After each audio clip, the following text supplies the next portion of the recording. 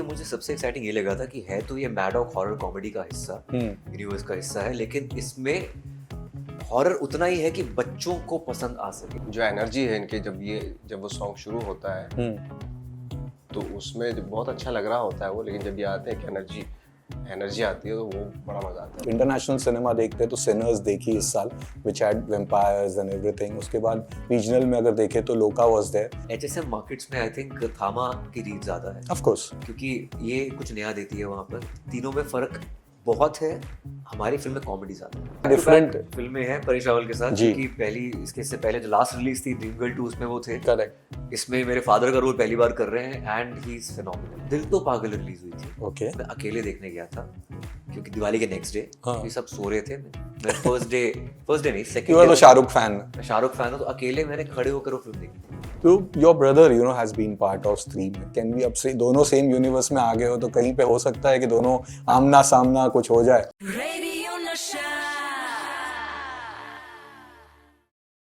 Hey hello everyone, this is your Bollywood spy यानी कि RJ Divya सोलगाम, और इस वक्त मेरे साथ मौजूद है बहुत ही कमाल के एक्टर नवाजुद्दीन सिद्दीकी एंड आयुष्मान खुराना। सबसे पहले तो कॉन्ग्रेचुलेशंस, क्योंकि काफ़ी वक्त से हम इस फिल्म का इंतज़ार कर रहे थे। पहले नाम अलग था, फिर नाम चेंज हुआ, और जब टीज़र आया, फाइनली जब ट्रेलर आया तो काफ़ी एक्साइटमेंट बढ़ गया। अब जब हमने ट्रेलर देखा तो उसमें बहुत सारे एलिमेंट्स देखे। ऑफ कोर्स हॉरर तो एक्सपेक्टेड था, कॉमेडी था, बट इस बार रोमांटिक एंगल भी एक बहुत ही डिफरेंट वे में देखा। आप लोगों से जानना चाहूँगा ऑफ कोर्स कि वो एक वन पॉइंट क्या था कि जो आपको बहुत ज़्यादा एक्साइटिंग लगा था स्क्रिप्ट पढ़ी थी तब। या स्क्रिप्ट पढ़ के मुझे सबसे एक्साइटिंग ये लगा था कि है तो ये मैडॉक हॉरर कॉमेडी का हिस्सा, यूनिवर्स का हिस्सा है, लेकिन इसमें हॉरर उतना ही है कि बच्चों को पसंद आ सके। Since it's a Diwali release, so horror से ज्यादा इसमें कॉमेडी, रोमांस, एक्शन है, so it makes it a wholesome family entertainer. तो दिवाली के लिए परफेक्ट फिल्म है and it's takes the universe forward. It's a new chapter called थावा। ऑफ कोर्स क्योंकि दिवाली पर रिलीज है तो उस तरह के फेस्टिवल भी ऐसा ही है, वो पूरा सेलिब्रेशन है, हर इमोशन का सेलिब्रेशन है इसमें। बट वो वन फैक्टर, वो आपको वन फैक्टर जो ये स्क्रिप्ट में पसंद है, स्क्रिप्ट में जो पसंद आया आपको, मतलब ये जो उसका वो है ना, जो जॉनर है ये, तो वो मुझे बहुत ज्यादा पसंद है। ओके।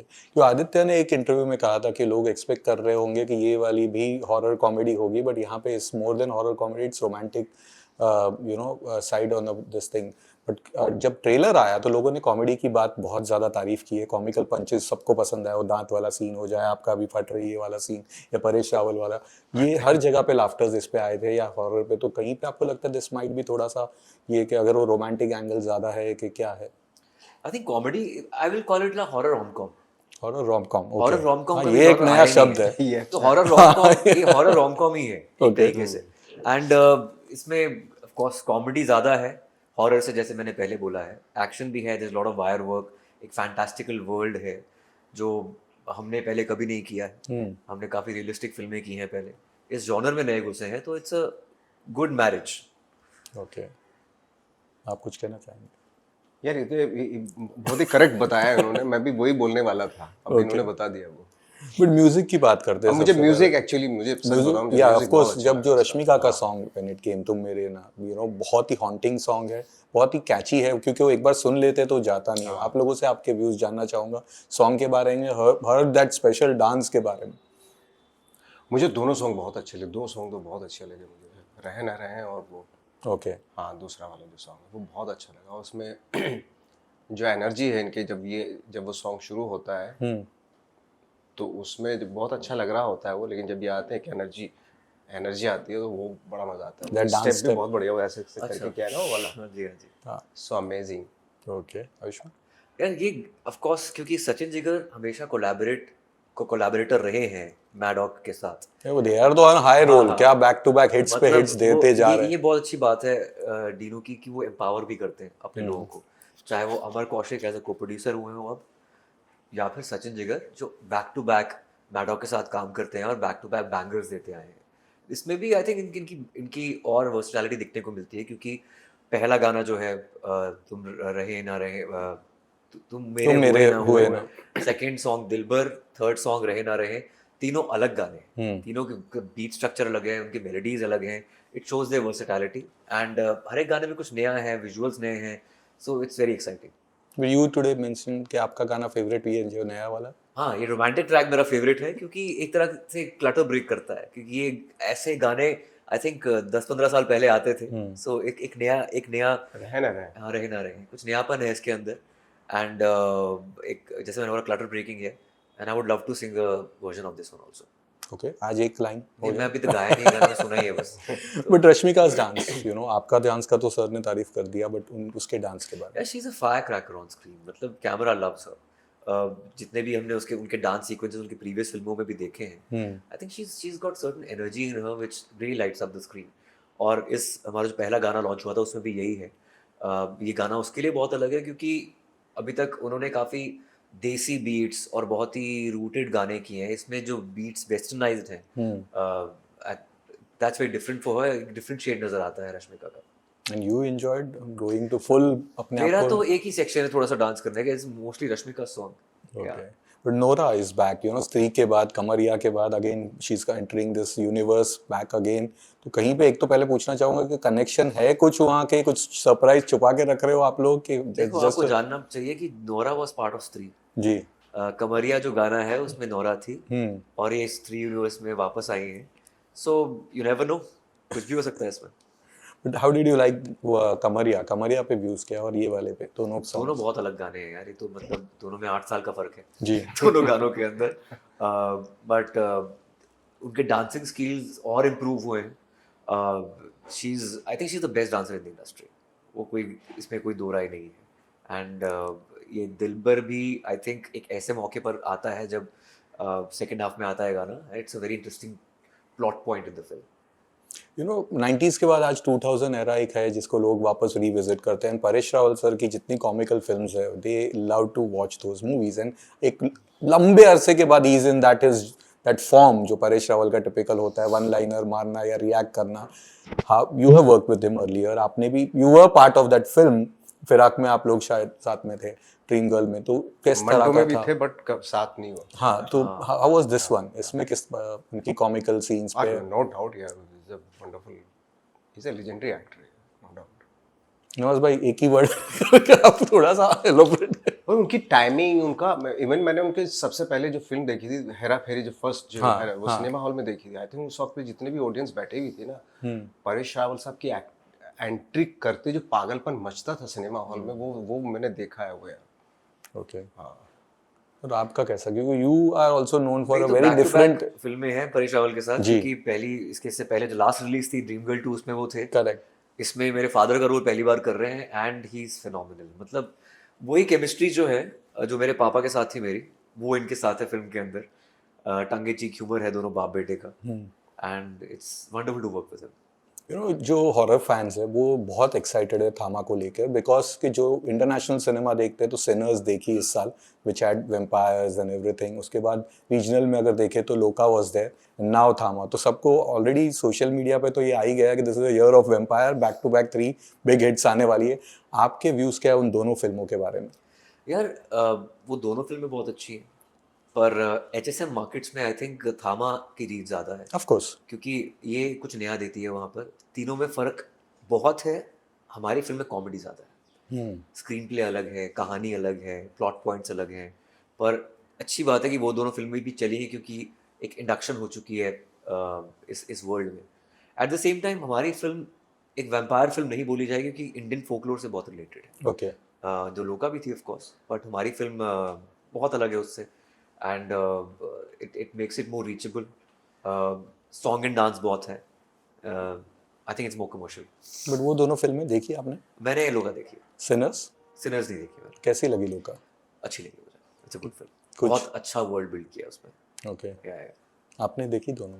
मैंने देखी, बट मैं एक बात कह सकता हूँ कि जी। लाइक हमारी फिल्मों में ना हमारी ऑडियंस ना बहुत ज़्यादा डिमांडिंग होती है, तो हमें एक ही फिल्म में ना हर चीज़ डालनी पड़ती हाँ, है। पूरा मसाला तो देना। हाँ, ये नहीं कि अगर जैसे आपने वेस्ट very की noted, फिल्में तो sir. Horror Yeah. Horror horror है, लेकिन हमें उसमें गाने भी डालने पड़ते हैं, हमें उसमें कॉमेडी भी डालनी पड़ती है, उसमें बहुत सारी, तो क्योंकि डिमांड ज़्यादा है, डिमांडिंग ज़्यादा होती है हमारी ऑडियंस। ओके।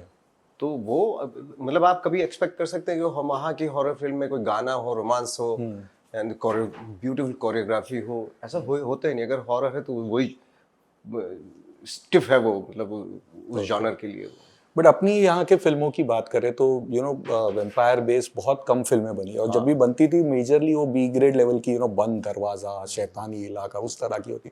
आपने उस तरह की फिल्में देखी है वो सारी? हाँ बहुत कौन सी देखी है, क्या ये याद जैसे दरवाजा, पहले दरवाजा आई थी, है? राइट, वो देखी थी राम मैंने, से की। हाँ हाँ बट वो तो मॉन्स्टर था। बंद दरवाजा हैड दैट नेवला एंड विद हाँ, फैंग्स वो एंड मैंने नहीं एवरीथिंग। देखी। और एक कमल हसन साहब की एक दरवाजा फिल्म बंद हो गया था ना। मतलब कहते हैं दरवाजा बंद कर दो और नहीं देख सकते ऐसा डर लगता था ना उस टाइम पे। थी जी।